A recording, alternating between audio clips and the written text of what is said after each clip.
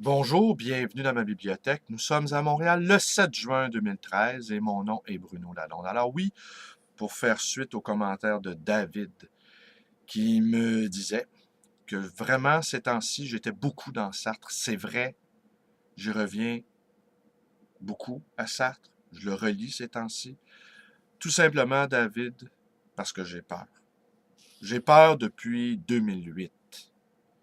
Alors, il me semble que nous vivons dans un état de guerre permanent, entrecoupé de paix trompeuses. Je prends pour exemple, retenons quelques dates. 1989, la chute du mur de Berlin. 1991, la guerre contre l'Irak. 2001, inutile de dire ce qui s'est passé.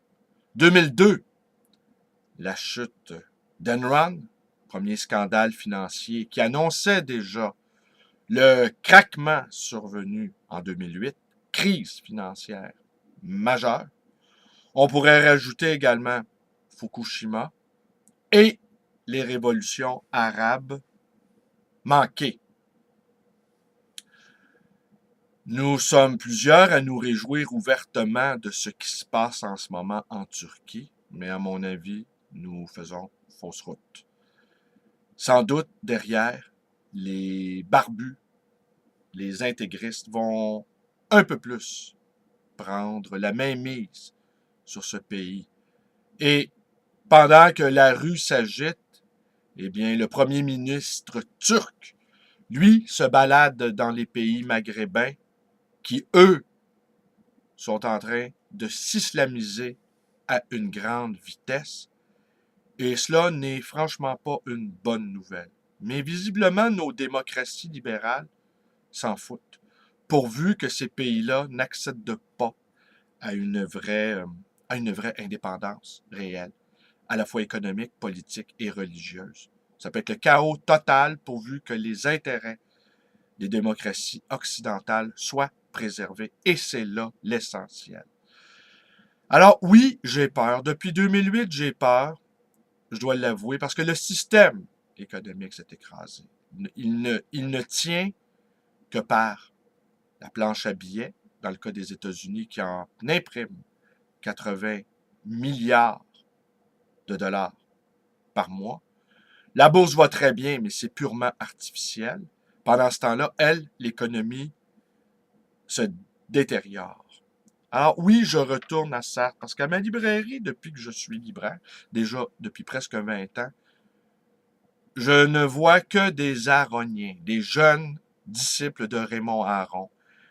Et c'est clair que ce sont de futurs apparatchiks. Certains d'entre eux même occupent une grande place dans les tribunes. Les Sartriens, dont je suis, battent en retraite. Mais l'avenir, peut-être, appartient aux Sartriens.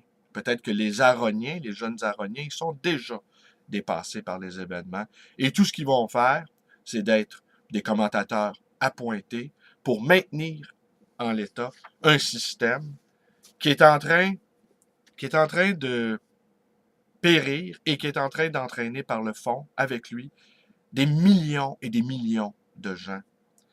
Alors, comme j'ai peur et j'essaie de voir qu'est-ce que je peux faire, eh bien, je retourne au manuel de base et je vous relis encore un passage tiré de Sartre, Situation 10, où il nous parle des élections, élections piège à con.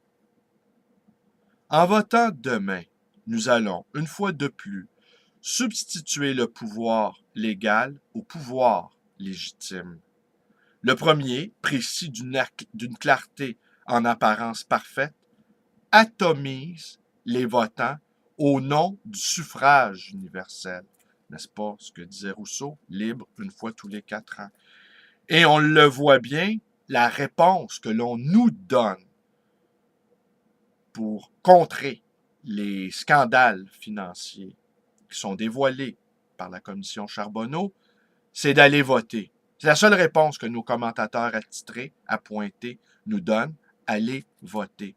Comme si voter une fois tous les 4 ans était suffisant pour maintenir une authentique démocratie vivante.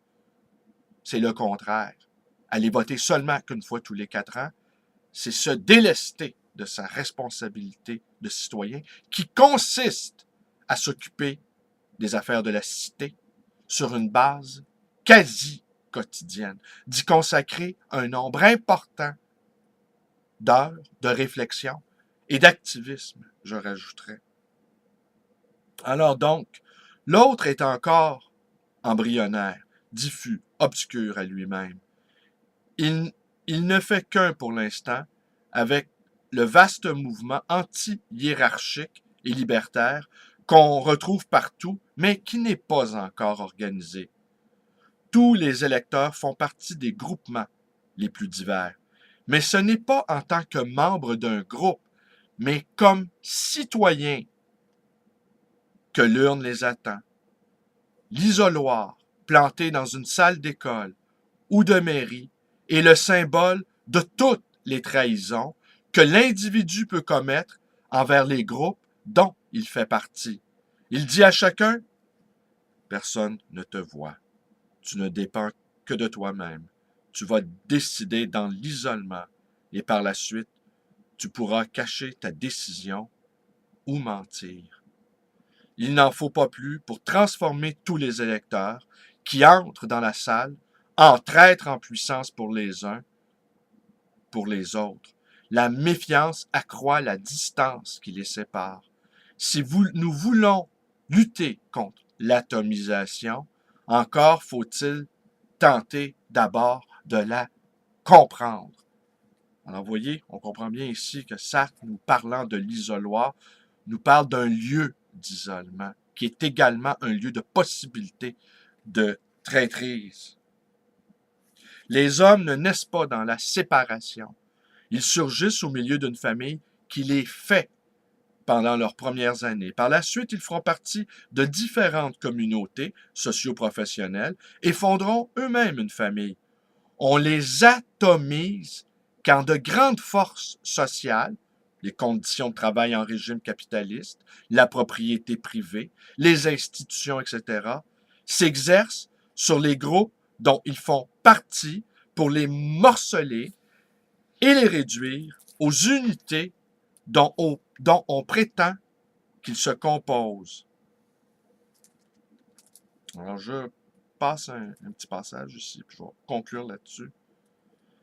À partir de là naît en moi la pensée sérielle, qui n'est pas ma pensée propre, mais celle de l'autre avec un grand A, que je suis, et celle de tous les autres. Il faut l'appeler la pensée d'impuissance, car je la produis en tant que je suis l'autre, ennemi de moi-même et des autres, et que j'emporte partout cet autre avec moi. Supposons, attendez,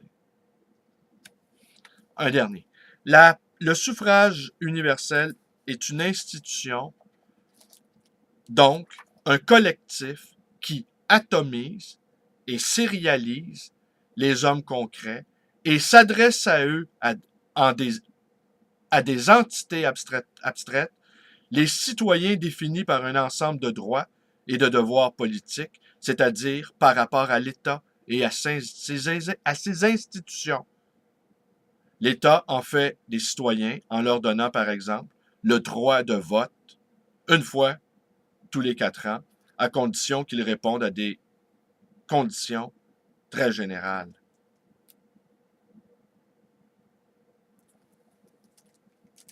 Alors voilà, donc il s'agit de casser ce moule sérialisé. Il s'agit de ne plus être atomisé, donc de se regrouper et d'être à nouveau des grains de sable dans l'engrenage, d'être des empêcheurs de tourner en rond et de briser le pseudo-consensus qui n'est qu'au fond qu'une paix imposée de force, en attendant le prochain déploiement d'une guerre, malheureusement, vu la gravité de la situation, qui ne saurait tarder. Notre espoir réside dans le fait que maintenant la proximité et la technologie rendent peut-être toute guerre impossible, mais ne présumons pas de la folie de certains d'entre nous. Alors, c'est tout, c'est tout. Alors, la peur se poursuit. Je lis Sartre pour me donner de l'énergie, pour essayer de comprendre, pour essayer de trouver des solutions. Comment briser ce consensus-là mortifère qui nous détruit. Alors, je ne suis pas un aronien, vous l'avez compris. Et quant à moi, les aroniens sont des figures du passé. Merci et bonne journée. Vous connaissez la suite, ma chaîne, ma page, ma librairie, mon numéro de téléphone, 514-736-0999. Merci, passez une belle journée. Au revoir.